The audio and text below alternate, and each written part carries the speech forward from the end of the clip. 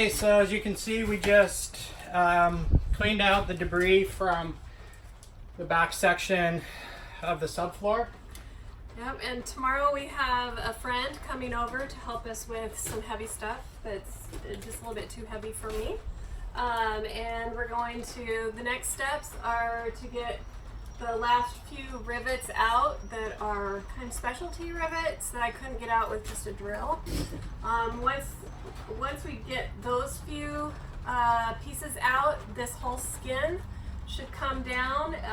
We also need to get out the remaining wheel well and the other skins, and then Brad is going to be working on the subfloor, this part of the subfloor. On the front end.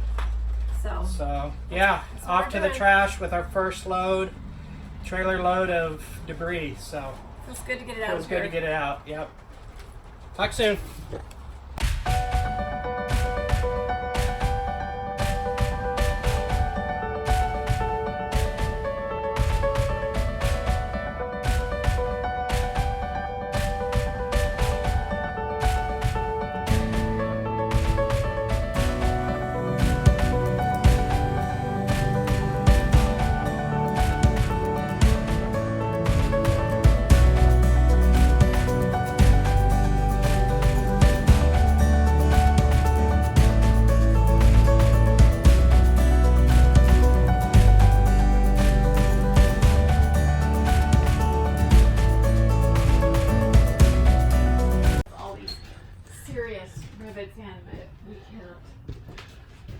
Just showing what we just did, taking down this side of the panels.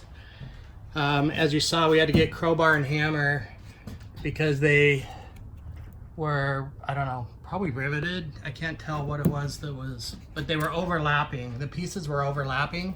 And we couldn't get this strip off. And yeah, this strip, which I think is part of the top piece, it was holding everything up for the side. So we had to get hammer and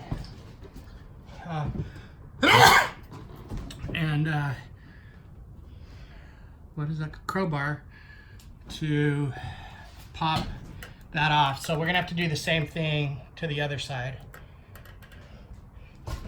As you can see, there's this overlapping strip, and when you come back here, it has too many layers of paint for us to just peel it off.